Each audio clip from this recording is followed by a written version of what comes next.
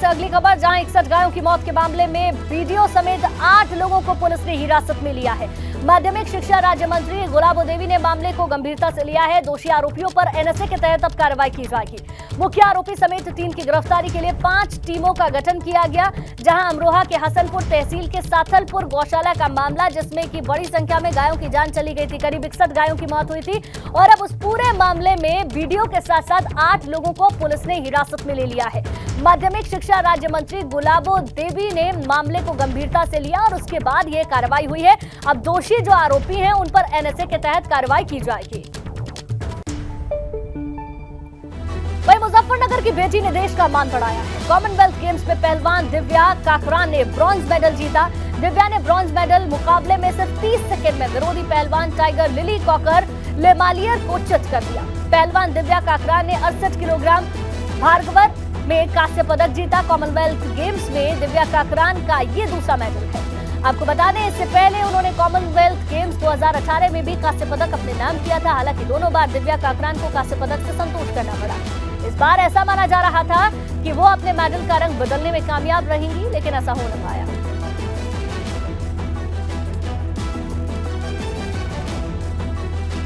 नोएडा में महिला से भाजपा नेता की बदसलूकी के मामले में फरार भाजपा नेता की पुलिस को तलाश लगातार जारी है। पुलिस ने गिरफ्तारी के लिए एक टीम का गठन भी कर दिया है। भाजपा नेता पर धारा 354 के तहत केस दर्ज किया है। भाजपा नेता श्रीकांत त्यागी ने महिला से अभद्रता की थी, जिसका एक वीडियो भी वायरल हुआ था। नोएडा सेक्टर 93 के ओमेक्स सोसाइटी का ये पूरा मामला बताया जा रहा है। पेड़ लगाने को लेकर विवाद हुआ था और ये विवाद इतना ज्यादा बढ़ गया कि भाजपा नेता की बदसलूकी सामने आई। उसका वीडियो भी वायरल हुआ और पुलिस अब लगातार भाजपा नेता की तलाश कर रही है। इसके लिए एक टीम का गठन भी कर दिया गया है। गिरफ्तारी के लिए पुलिस की टीम गठित की गई है। भाजपा नेता पर धारा 354 के तहत केस दर्ज किया गया है। भाजपा नेता श्रीकांत त्यागी ने महिला के साथ अभद्रता की थी, जिसका वीडियो वायरल हुआ था। मामूली सी बात को लेकर झगड़ा शुरू हुआ। पेड़ लगाने को लेकर यह विवाद हुआ। विवाद इतना ज्यादा बढ़ गया कि बदसलूकी भाजपा नेता की देखने को मिली, जिसका वीडियो भी सोशल मीडिया पर वायरल हुआ। नोएडा सेक्टर 93 के ओमेक्स सोसाइटी का ये पूरा मामला है। बहरहाल पुलिस ने गिरफ्तारी के लिए एक टीम का गठन कर दिया है और पुलिस लगातार भाजपा नेता की तलाश करने में जुटी हुई है। तो नोएडा से खबर आपको बता दें, जहां महिला से भाजपा नेता की बदसलूकी के मामले में पुलिस ने अब गिरफ्तारी के लिए और भी ज्यादा पुलिस सक्रिय हो गई है। एक टीम का गठन कर दिया गया है। पुलिस को तलाश है भाजपा नेता की और लगातार उसके लिए टीम प्रयास कर रही है। एक टीम का गठन कर दिया गया है। भाजपा नेता पर धारा 354 के तहत केस दर्ज किया गया है। आपको बता दें, भाजपा नेता श्रीकांत त्यागी ने महिला के साथ अभद्रता की थी, अभद्र टिप्पणी की थी, जिसका वीडियो वायरल हुआ।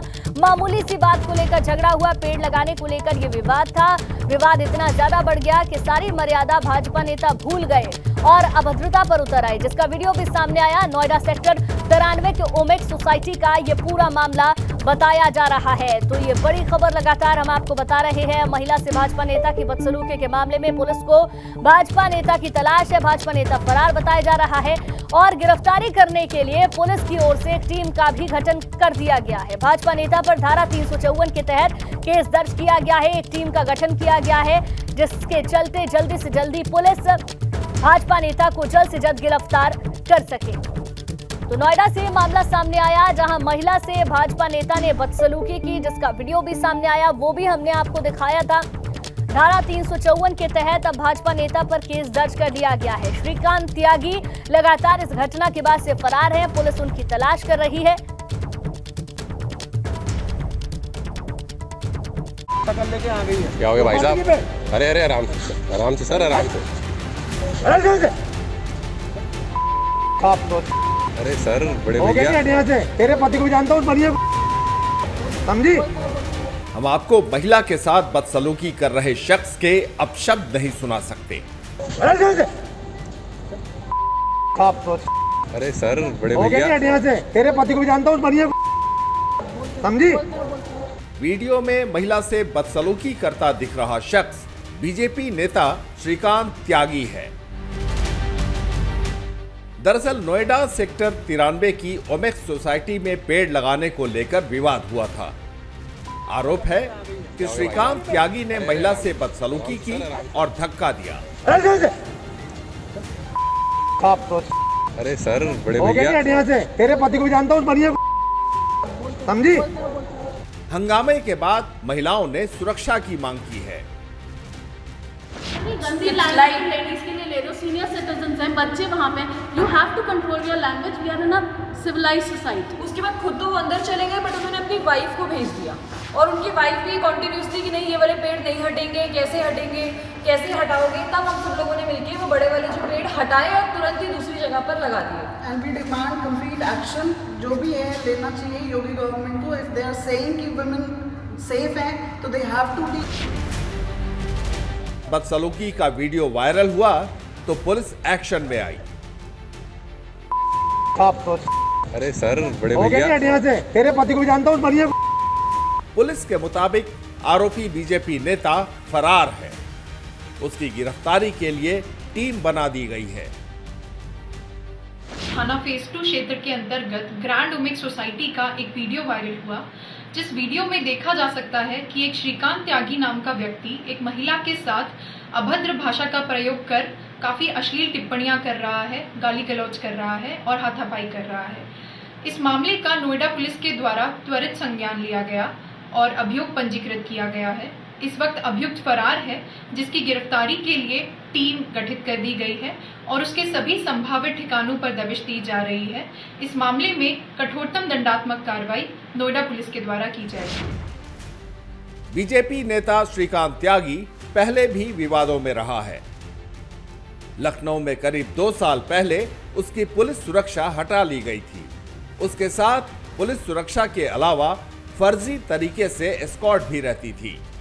Bureau report, ABP Ganga. आराम से सर, आराम से। अरे यहाँ से। आप तो अरे सर बड़े हो गया भैया हट यहाँ से, तेरे पति को भी जानता हूँ उस बनिए को। समझी? शक्ति सिंह हमारे संवाददाता ज्यादा जानकारी के साथ हमारे साथ लाइव जुड़ गए हैं, उनसे पूरी घटना की जानकारी लेंगे। शक्ति, पहला मामला नहीं है जब भाजपा नेता सुर्खियों में आए हैं, इससे पहले भी इस तरीके की घटनाएं उनकी ओर से की गई हैं, इस तरीके के वाक्य सामने आए हैं। अभी तक कोई कार्रवाई की नहीं गई है, पुलिस तलाश कर रही है, टीम का भी गठन हो गया है, लेकिन फरार भाजपा नेता की गिरफ्तारी नहीं हो पा रही है।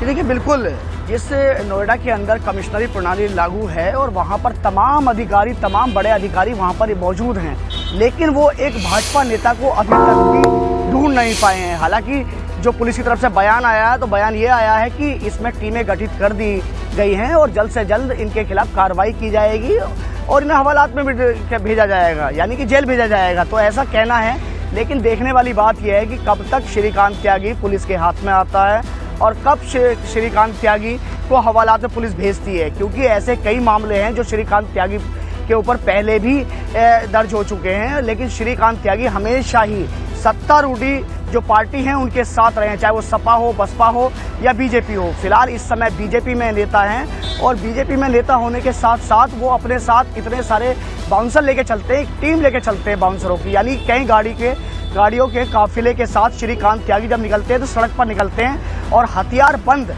जो लोग हैं वो उनके साथ रहते हैं। तो कहीं ना कहीं जिस तरीके से एक महिला के साथ इस तरह की उन्होंने अमर्यादित भाषा का प्रयोग किया है, उसका बदतमीजी करी है, गाली गलौज की है, उसके बाद श्रीकांत त्यागी के ऊपर कहें तो सिर्फ और सिर्फ एफआईआर हुई है, लेकिन श्रीकांत त्यागी अभी तक भी हाथ में नहीं आया। वहीं बात की जाए बीजेपी की तरफ से, अगर सत्तारूढ़ी पार्टी की तरफ से बात की जाए तो अभी तक सबसे पहला एक्शन होना चाहिए था कि श्रीकांत त्यागी को पार्टी से तुरंत तत्काल प्रभाव से निकाल दिया जाए, क्योंकि महिलाओं के सम्मान को लेकर पार्टी दावे करती है, लेकिन उसके बावजूद भी श्रीकांत त्यागी को अभी तक भी पार्टी में बनाए रखा है।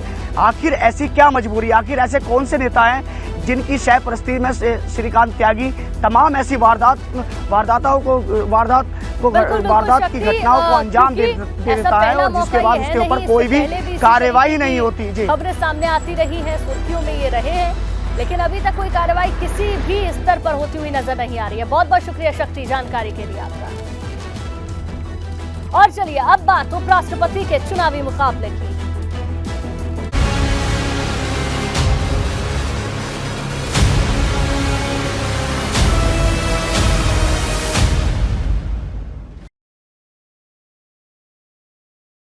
है और आज ही शाम तक इसके परिणाम भी घोषित कर दिए जाएंगे। उपराष्ट्रपति पद के लिए इस बार एनडीए की तरफ से उम्मीदवार पश्चिम बंगाल के पूर्व राज्यपाल जगदीप धनखड़ हैं। तो वहीं विपक्ष की तरफ से कांग्रेस की नेता मार्केट अलवा मैदान में है। आपको बता दें कि मौजूदा उपराष्ट्रपति वेंकैया नायडू का कार्यकाल 11 अगस्त को खत्म हो रहा है, लिहाजा उससे पहले उपराष्ट्रपति चुन लिए जाएंगे। इस चुनाव में सिर्फ लोकसभा और राज्यसभा के सांसद ही वोट करते हैं, जबकि चुनाव में मनोनीत सदस्य भी हिस्सा लेते हैं। उम्मीद है कि उपराष्ट्रपति चुनाव में कुल 788 वोट डाले जाएंगे। तो आपको बता दें आज ही वोट डाले जाने हैं और आज ही नतीजे भी सामने आ जाएंगे। शाम 5 बजे तक वोटिंग होगी और शाम 6 बजे से काउंटिंग शुरू हो जाएगी। उपराष्ट्रपति पद के लिए इस बार एनडीए की तरफ से पश्चिम बंगाल के पूर्व राज्यपाल जगदीप धनखड़ है, तो वहीं विपक्ष की तरफ से कांग्रेस की नेता मार्केट अलवा मैदान में है। कुल सदस्य 788 हैं।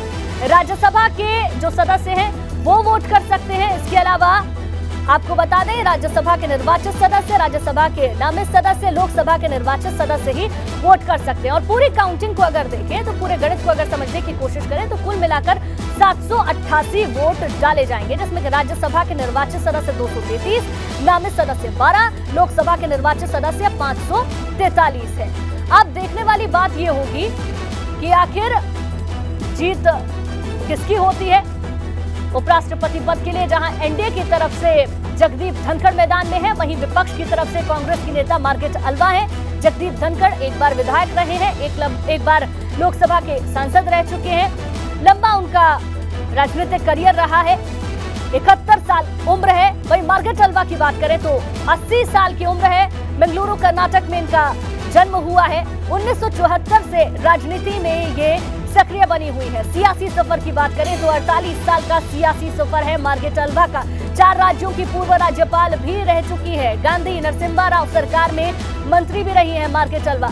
और इन दोनों के बीच में कड़ा मुकाबला है। कौन जीतेगा उपराष्ट्रपति की जंग, इस पर सभी की नजरें बनी रहेंगी।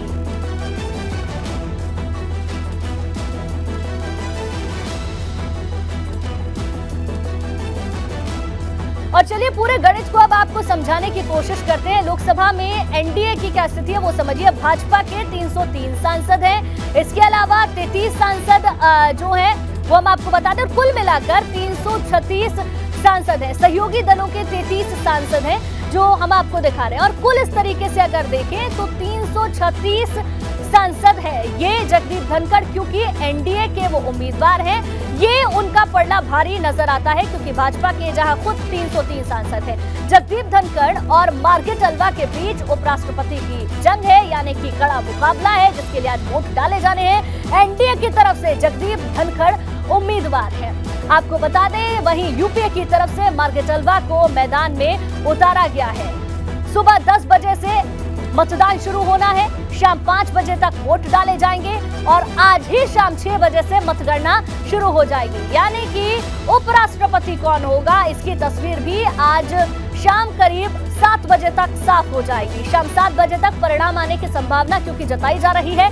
संसद भवन में मतदान होगा, लोकसभा और राज्यसभा के सांसद मतदान करेंगे। कुल अगर आंकड़े को समझे तो करीब 788 सांसद वोट डालेंगे। लोकसभा के जिसमें कि 543 सांसद हैं, राज्यसभा के 231 सांसद वोट डालेंगे और 12 मनोनीत सांसद भी मतदान करेंगे। तो उपराष्ट्रपति की जंग में मार्केट अलवा और जगदीप धनखड़ के बीच में मुकाबला है। आज यहाँ पर वोटिंग डाली जाएगी, वोटिंग की जाएगी और आज ही नतीजे आ जाएंगे। 7 बजे तक, शाम 7 बजे तक करीब स्थिति साफ हो जाएगी क्योंकि 5 बजे तक वोटिंग होगी, 6 बजे से काउंटिंग शुरू होगी और करीब 1 घंटे का ही समय बताया जा रहा है, जिसके बाद स्थिति पूरी तरीके से साफ हो जाएगी। अविनाश हमारे संवाददाता ज्यादा जानकारी के साथ हमारे साथ जुड़ गए हैं। अविनाश, एक तो इस बात को स्पष्ट करें कि कितने बजे से आज मतदान शुरू होना है, कौन कौन पहुंचेगा, क्या तैयारियां हैं, क्या तस्वीरें इस वक्त आप हमें दिखा सकते हैं?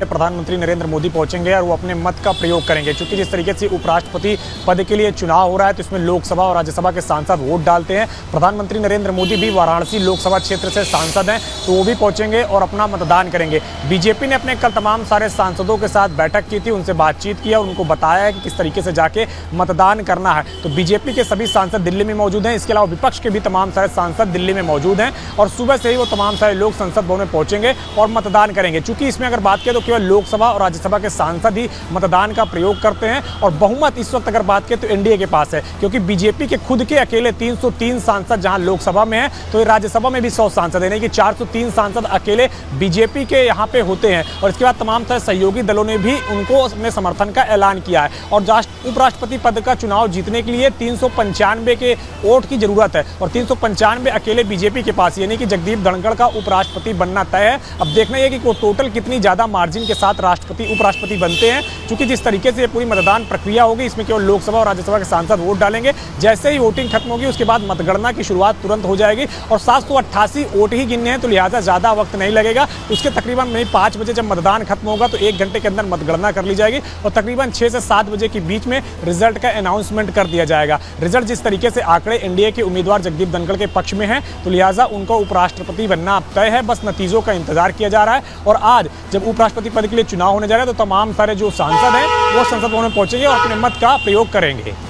बिल्कुल अविनाश, क्योंकि वोटिंग जानकारी ये मिल रही है 10 बजे से शुरू होने वाली है, 10 बजे से लेकर शाम 5 बजे तक वोटिंग होगी, 6 बजे से काउंटिंग की जाएगी और करीब 7 बजे तक स्थिति स्पष्ट हो जाएगी।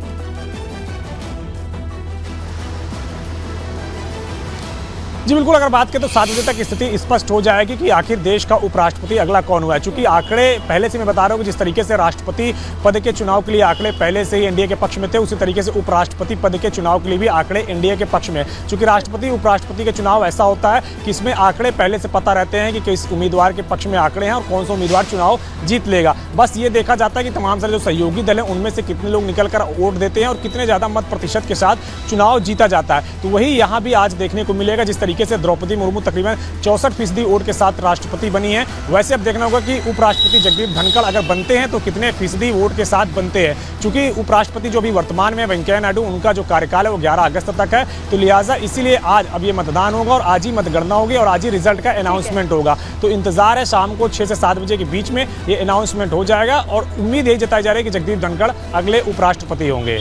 ठीक है अविनाश, बहुत बहुत शुक्रिया पूरी जानकारी देने के लिए। तो आपको बता दें 10 बजे से जहां मतदान शुरू होगा, शाम 5 बजे तक मतदान होगा और लगभग 7 बजे तक पूरी तस्वीर साफ हो जाएगी। हालांकि लगभग जगदीप धनखड़ का उपराष्ट्रपति बनना तय माना जा रहा है। और अब बात करते हैं सीएम योगी के दिल्ली दौरे की। सीएम योगी आज दिल्ली दौरे पर जाने वाले हैं। आज से 2 दिन तक वो दिल्ली के दौरे पर रहेंगे। दोपहर 2:40 पर सीएम योगी आदित्यनाथ दिल्ली के उत्तर प्रदेश सदन पहुंचेंगे। यहां आजादी के अमृत महोत्सव की तैयारियों को लेकर होने वाली बैठक में वो शामिल होंगे। इसके अलावा सीएम योगी कल 7 अगस्त को नीति आयोग की बैठक में शिरकत भी करेंगे। तो दिल्ली का दौरा है योगी आदित्यनाथ का। 3 बजे के करीब योगी आदित्यनाथ दिल्ली पहुंचेंगे। कल नीति आयोग की बैठक होनी है, आजादी के अमृत महोत्सव को लेकर भी बैठक होनी है। इन बैठकों में योगी आदित्यनाथ शामिल होंगे। 2 दिन का दिल्ली का दौरा बेहद अहम है। 3 बजे के करीब योगी आदित्यनाथ दिल्ली पहुंचेंगे। सबसे पहले यूपी सदन योगी आदित्यनाथ पहुंचेंगे। कल नीति आयोग की बैठक होनी है, उसमें शामिल होंगे। अमृत महोत्सव वाली बैठक में भी योगी आदित्यनाथ शामिल होंगे। सीएम कार्यालय को भेजी गई पीडब्ल्यूडी में तबादलों में गड़बड़ी से जुड़ी फाइल। पीडब्ल्यूडी में एक्सीएन और एसई के तबादलों में गड़बड़ियों का मामला सामने आया, जहां गड़बड़ियां सुधारने के लिए संबंधित फाइल सीएम कार्यालय को भेजी गई हैं। ये बड़ी जानकारी आपको दे दें। वहीं जेई और एई के तबादलों में गड़बड़ियों के मामले में फैसला लेने के लिए फाइल विभागीय मंत्री जितेंद्र प्रसाद को भेजी गई है। एपीसी की कमेटी की रिपोर्ट समीक्षा के लिए पीडब्ल्यूडी मुख्यालय को भेजी गई थी। इस रिपोर्ट में तमाम गड़बड़ियां स्वीकार की गई। सूत्रों के अनुसार मुख्यालय की आख्या में माना गया है कि नीति के तहत पहले से तैनात 30 अधिशासी अभियंताओं के ही तबादले हो सकते हैं। आगे बढ़ते हैं गाजियाबाद से अगली बड़ी खबर, जहां गाजियाबाद में पुलिस और बदमाशों में मुठभेड़ हुई है। थाना इंदिरापुरम क्षेत्र के कनावली चौकी क्षेत्र की ग्रीन बेल्ट में पुलिस और बदमाशों की मुठभेड़ हुई। पुलिस की गोली से एक बदमाश घायल हो गया। पुलिस की गिरफ्त में बदमाश घायल बताया जा रहा है। तो ये खबर आपको गाजियाबाद से दे दें, जहां पुलिस और बदमाशों में मुठभेड़ हुई है। थाना इंदिरापुरम क्षेत्र के कनावली चौकी क्षेत्र की ग्रीन बेल्ट की ये पूरी घटना बताई जा रही है। देर रात्रि शुक्र बाजार में दो अपाची बाइक सवार द्वारा चैन स्नैचिंग की सूचना प्राप्त हुई। इस सूचना पर कंट्रोल रूम के माध्यम से और इंदिरापुरम थाने के माध्यम से इंदिरापुरम और आसपास के थाना क्षेत्रों में चेकिंग की लगाई गई। इस चेकिंग के दौरान कनौनी पुलिया पे जब चौकी इंचार्ज नीति खंड में टीम के चेकिंग कर रहे थे तो बाइक सवार ये बदमाश तेज़ी से कनौनी पुलिया से ग्रीन बेल्ट की ओर भगे। पुलिस टीम द्वारा जब रोकने के लिए इशारा किया गया तो इन्होंने पुलिस टीम पर फायरिंग की। पुलिस टीम द्वारा आत्मरक्षा इन पर फायरिंग की गई जिससे एक जितेंद्र जीतू के टांग में गोली लगी। आगे बढ़ते हैं प्रयागराज से खबर, जहां हिस्ट्री शीटर तालिब उर्फ एसपी सिटी को पुलिस ने गिरफ्तार किया है। 4 देसी बम के साथ गिरफ्तारी हुई है। Mafia don Atiq Ahmad gang का सक्रिय सदस्य है तालिब। अलग अलग थानों में 16 मुकदमे के खिलाफ दर्ज है। पूरा मुफ्ती के बेगम बाजार से इसकी गिरफ्तारी की गई है। ये बड़ी जानकारी प्रयागराज से आपको दे दें, हिस्ट्री शीटर तालिब उर्फ एसपी सिटी को गिरफ्तार कर लिया गया है। चलिए आगे बढ़ते, अगली खबर शामली से है, जहां की बाबरी थाना क्षेत्र के गांव कांजर हेडी में बच्चों के बीच झगड़े को लेकर की गई फायरिंग में पूर्व महिला प्रधान गोली लगने से गंभीर रूप से घायल हो गई। इसके बाद आरोपी फायरिंग करते हुए मौके से फरार हो गए। घायल महिला को जिला अस्पताल में भर्ती कराया गया, लेकिन वहां से उसको हायर सेंटर के लिए रेफर कर दिया गया। इस पूरे संघर्ष का वीडियो अब सोशल मीडिया पर वायरल हो रहा है। वीडियो में साफ देखा जा सकता है कि 2 युवक हाथों में अवैध हथियार लेकर गाली गलौज कर रहे हैं और रास्ते में गिरे हुए खोखे नजर आ रहे हैं। और चलिए इसी खबर के साथ बुलेटिन में फिलहाल बस इतना ही।